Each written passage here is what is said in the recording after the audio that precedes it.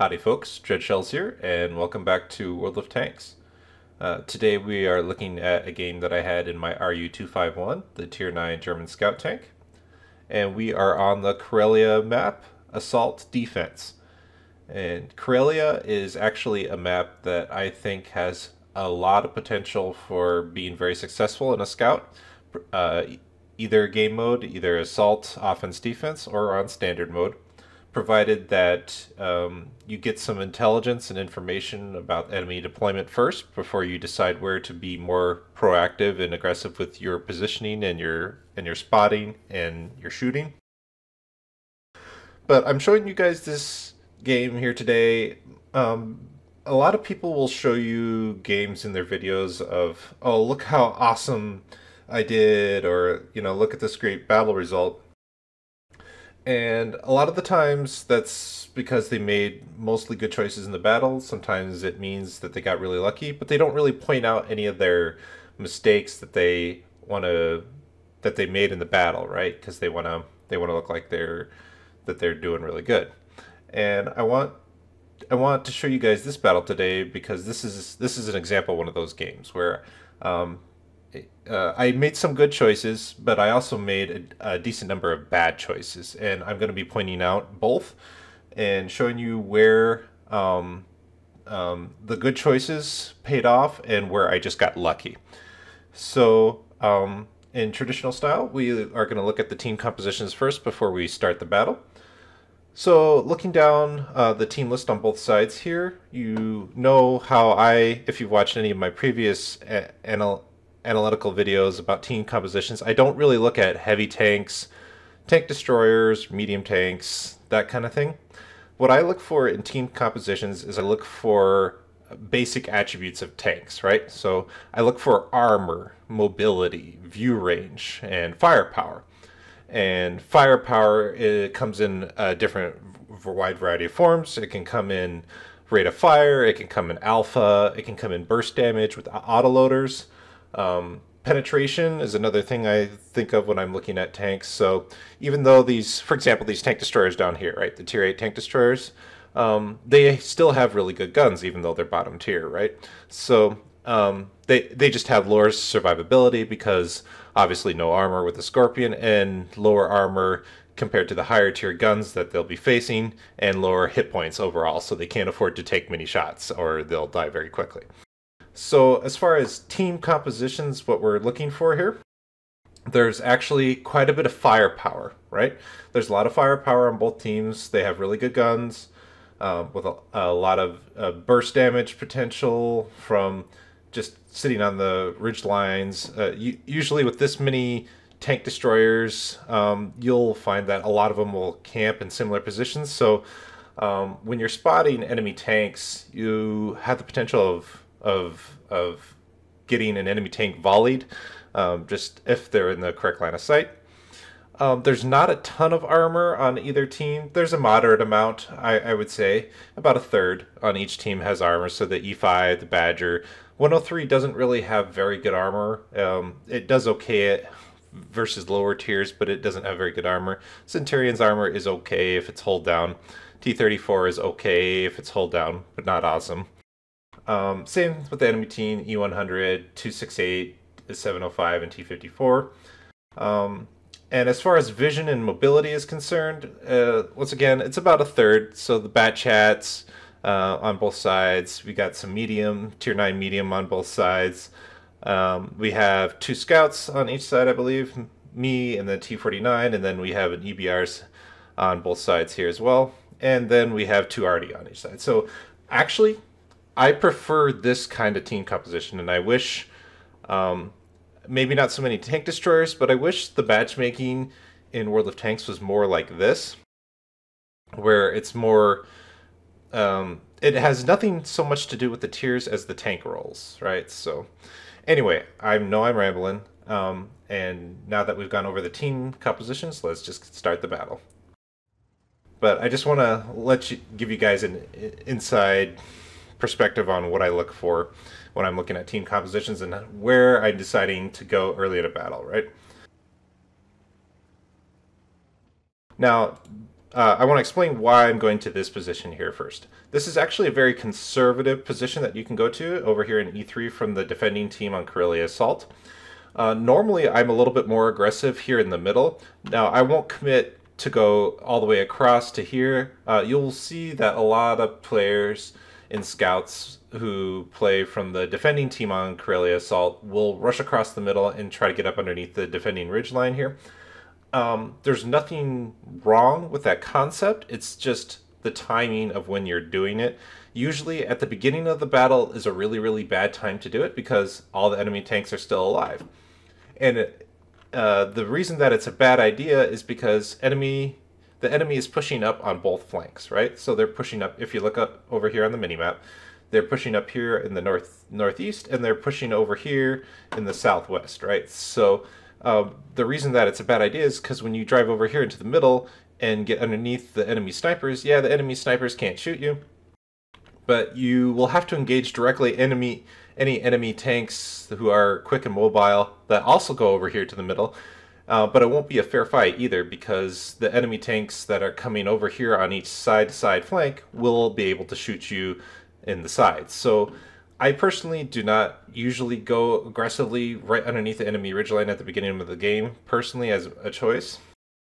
And especially in a game like this where it's very high tier, a lot of tanks have really good view range, and you just want to play a little bit more conservatively. There's enough mobility on the enemy team here with their couple mediums, fast heavy, decently fast, a couple of tank destroyers like their STRV, UDES, Scorpion. These are all pretty mobile tanks, right, along with their two scouts. So the more the mobile an enemy team is, the more the conservative I am in my first positioning. And this is where a lot of scout players will either live or die, is in the first minute of a game. So if you can figure out how to live past the first minute of a game by where you're choosing to go with first, you will be more and more successful. So sorry for the pausing of the game, but this is going to be a video where I'm going to stop and play by play and explain why I'm going to each position here. And the reason this is a fairly good position is because you can see all the enemies that spawn over here on the number 1 spawn for the assaulting team that push across very aggressively early. I honestly should not be stopping to even take a shot here, and that was mistake number 1 right here. I should have, once I saw that the enemy was pushing across right there, I should have left immediately and not even bothered to wait to take a shot. And I was very lucky that I didn't get shot right away by any people that moved over here to like J3 or J4 early. Lucky that I didn't get shot by anybody else. And of course you saw my really pro driving of looking one direction and driving in another, not paying attention that I'm driving into a rock. So that was another bad misplay by me. Luckily I somehow got away with it. But our early spots were able to get the Scorpion killed. They weren't able to push across here the middle for free. Usually, if you're not in an early spotting position to see this, the enemy will get to about F5 or so before they are spotted, and then your team cannot react, right? So I'm just going to pause the game here again. The other reason that you want to try to spot the enemy as early as possible is you want to spot the enemy while they are not in cover, right?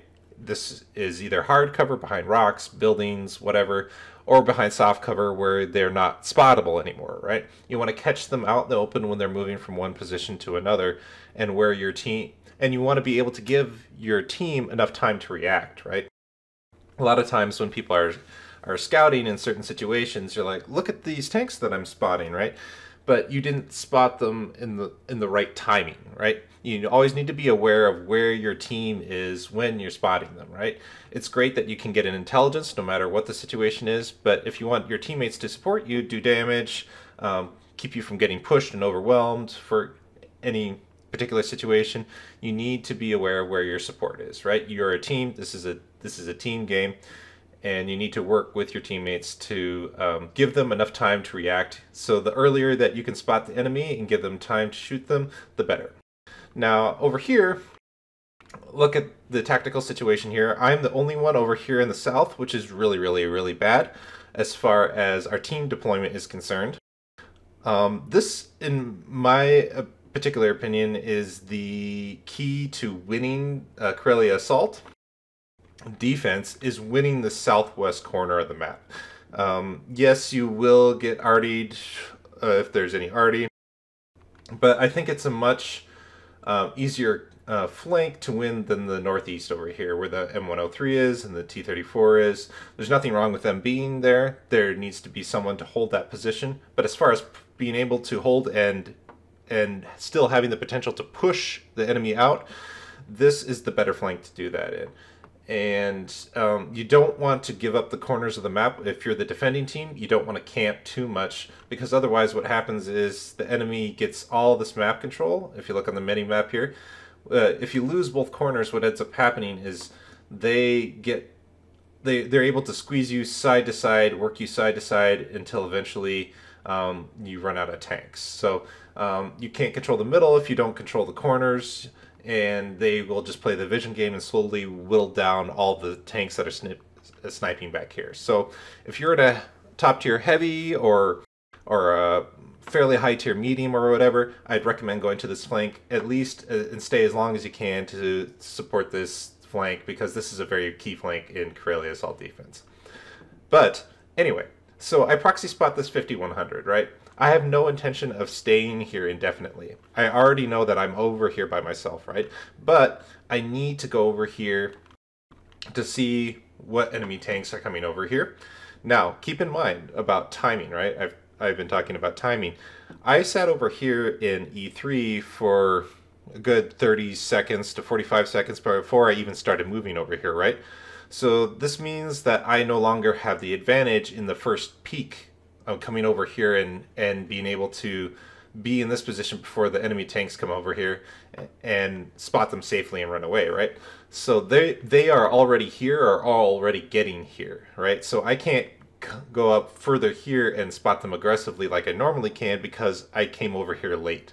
Always be aware of the timing and the speed of enemy tanks, right? So I had no plan of peeking up more aggressively than this, because I knew that by the time I got over here, enemy tanks would already be here. So I'm going to stay here as long as I can, see if I can get a little bit more information about if any other enemy tanks are over here by maybe proxy spotting them or whatever. And then I already had the plan of bugging out as soon as there's too many enemy tanks over here. And so yeah. Rambling again, sorry. So we spot the 5100 there. He's taken a decent amount of damage from our team. And right now I make a really bad misplay. When you are spotting over here, and I'm getting shot for it, this is a really, really bad line to retreat from that I took. I basically exposed myself to all the enemy tanks that were up here on this corner, and I'm exposing myself to the sniper position over here in H6 and in G6. So what I should have done is I should have retreated this way, right? Yeah, I would have let maybe potentially the 705 have a shot on me. But how you want to retreat from there, if you think you cannot stay here anymore, is you need to retreat down into this gully, straight down, back down the one line, right? And get back into this gully, get down into cover from direct fire, let your spots drop so you're not spotted anymore, and then retreat out of here if you think that you're not in spotting distance from these tanks, or retreat out of here, right? I basically took the worst retreating line possible ever. Luckily, the enemies weren't reacting quick enough, or as many of them. The only one that was shooting me and shooting at me was the Bat Chat. So I got really, really, really lucky that I didn't get wrecked from the sniper hill over here and for all these tanks here. So that was a really poor misplay by me. But we got a little bit of more information about what tanks are over here. Now my plan is I want to stay around here as long as I can, right? So we have a lot of snipers over here in position to shoot tanks that are coming down the one line. We have the Jagdpanther 2, Udez, Centurion, Batchat, and E5, right? So we have 5 tanks over here on this corner that can shoot any enemy tanks that are coming down the one line. I originally was planning on maybe staying here kind of in the same general area as this E5 as long as I could. He technically can spot okay for himself anyway. I have a little bit better view range than him, so maybe I could have spotted a tank or two that potentially he couldn't. But as soon as this 268 version 4 pushed down into this gully, that's game over. I can't stay here anymore because as soon as he peeks around this rock and into there's a little bush here on this side of the rock, I'll get spotted. Now, I could just sit here in this bush here, but the E5 is already using this position. I don't want to be in his way, and this is why I was originally planning on just kind of staying over here in the open and letting my light tank camo rating protect me from getting spotted as long as the enemies were at distance. But as soon as they started closing, I have to leave and relocate somewhere else. So right now my thinking is, okay, so because we spotted the T-49 and EBR and Scorpion early in the game, my team was able to react in time and get some damage in on them, and now all those 3 tanks are dead, right? So now I'm thinking, okay, I have a little bit more free reign of the middle. Now I take a conservative line here in my positioning. My tactical goal here is to try and spot the snipers that are over here in G7. That was a misplay by me. I drove too far past the bush, and I was just lucky that no one had decent view range on the hill there that spotted me. The bush that I'm in right now was not covering the front of my tank, and so basically the only thing that kept me from getting spotted was my camo rating and the fact that no one with decent enough view range was able to, on the hill, was able to see me. So that was a misplay there. So I'm doing the tactically correct things, right? But I'm doing very poor executions. So we got that AMX AC-48 taken out. We had some good sniper support. Good sniper support from our Scorpion back here. It's always good to know where, like I said before, where's your support line. Know where your teammates are. Know what kind of lines of fire. Know where they're sitting and what angles they're able to shoot at, right? It doesn't do you or your team any good to try and spot an enemy from an angle that they can't shoot, right? So right now, this is the situation in a game where you want to start counting heads, and this is where I will start moving up underneath the ridgeline. Now, see, most scout players, like I said at the start of the game, will do this immediately at the start of the game, and it usually gets them killed because there's just too much crossfire going on in the middle. Too many enemy tanks are in the middle, and there's just way too much focus. So right now I'm looking for cross shots over here on the tanks that are pushing down the 1 line. Not seeing any, so I'm going to do a little peek up here to see what I can find. Oh, and look at that. We see an FV-207 who's sitting really far up. And a T-54 who's sniping on the hill. Somebody else takes out the 207 there. And we sneak a shot in there to the T-54. I relocate here a little bit just to see what the T-54 does, and I also don't want to get crossfired by tanks over there on the 1 line. Remember, when you are working this hill ramp area over here, you can get shot from either flank, right? Oh, that's an awkward moment to pause. There we go. Now you guys can see.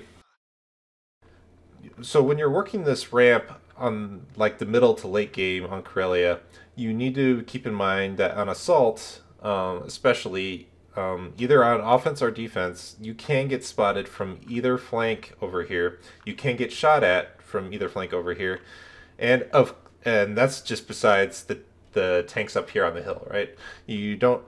So you have 3 different areas that you need to be watching, and you really have to stay on your toes. Know where the enemy tanks are on each flank, and so when you're peeking over here to try and spot enemy tanks, try to use the line of cover that you think will protect you from the most amount of danger from the enemy from either flank, right? So we know that now that there wasn't very much up on the hill at all. We already got the AC-48 killed earlier. We have already taken out, and now this T-54 is actually retreating, and he's going to engage our bat chat over here. In the meantime, we're doing some crossfire over here into the 268 version 4. I start to climb up here and to maybe potentially assist our bat chat in killing the T-54, but he has no problem. And honestly, the reason that I immediately aborted and reacted is because I saw the M53-55 retreating. I think the bat chat spotted him trying to run away, and we respot him there.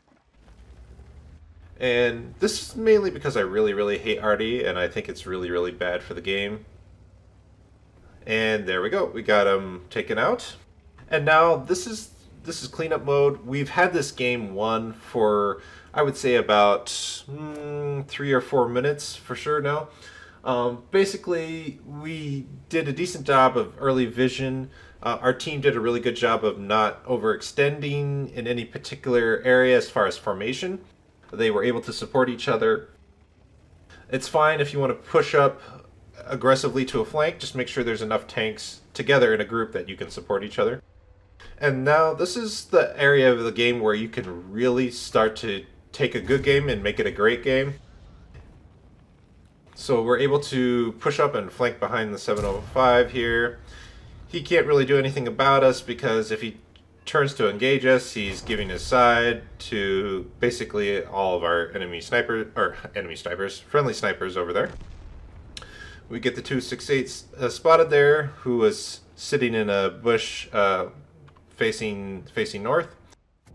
And now we're able to put pressure on the Bat Chat as well. Basically the same thing that we just did the 268 and the 705. Now, I know he's an autoloader, right? So I can't just stand here and brawl with him. So, right, before I dove off this cliff, right, know where your next point of cover is. So know the potential that he will turn around and engage you, right? So I know that I have another point of close cover. So if he decides to turn around and start engaging me, I have this rock over here that I can play Ring Around the Rosie with him. So he turns around and he starts engaging me. And now I know that he can't kill me because I can just dive. He potentially can shoot me one more time and I'll be a one shot, but I'll still be alive and I can just play Ring Around the Rosie with him with this rock and buy myself enough time for my team to support me, right? So know your points of cover. This applies not only to points of hard cover. This is a very good fundamental to know in any tank that you're playing, whether you're scouting and you're moving from different bush to different bush, or if you're heavy and you're moving from a corner to a corner in a brawl fight in a close range map, right? Know where your next points of cover are so that you can think ahead and plan your next move, right?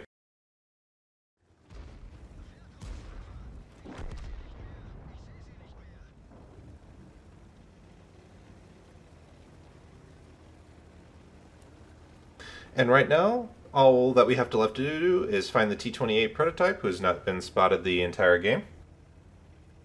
And we are anticipating that maybe he was camping over here in E9 or something like that, or maybe further down here, because the Bat Chat came over here and was brawling with the T-54, and the prot wasn't spotted then.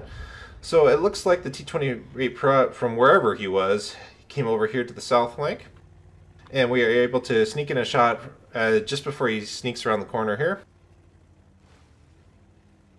And we know that he can't one-shot us unless he maybe loads high explosive and rolls high. So I'm willing to take a shot from him just to get around to his side. And we've already preloaded a HE shell,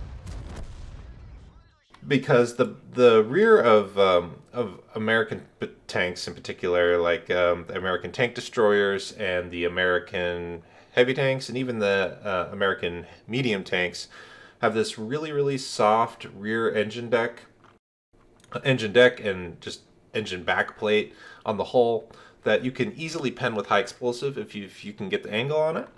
So if you know that you will be able to get that certain angle on them, I'd highly recommend loading high explosive, especially in a tank like an RU-251, which has a really quick reload, and it has really good high explosive. Guys, if you're playing the 251, load a decent amount of high explosive shells. I don't remember how many I loaded in the RU-251, to be honest. I should have looked at the start of the game, but I think it's like 5 or 6. But yeah, it has 320 alpha with 102 penetration, so this will help you win dogfights with other certain light tanks. This will help you do a lot of damage to scorpions and any soft armored tank like that, and will give you an upper hand in certain tactical situations. So make sure you're carrying some high explosive in your RU-251. So yeah, we had a pretty good result at the end of the game. I actually played fairly poorly in multiple situations in this battle. My tactical positioning was okay in where I wanted to be in a general area of the map, and the timing, I just executed very poorly in certain situations. So I hope you guys understand what I was talking about by knowing the timing of the enemy tanks and where you need to be, and knowing when and where you can be more aggressive with your spotting and with your positioning to try to do your own damage. That way you can survive longer and be more useful to your team. Thank you guys so much for watching this video. I very, very, very much appreciate it. And I hope you guys have a great rest of your day. Good luck out there in your RU-251s, and take care.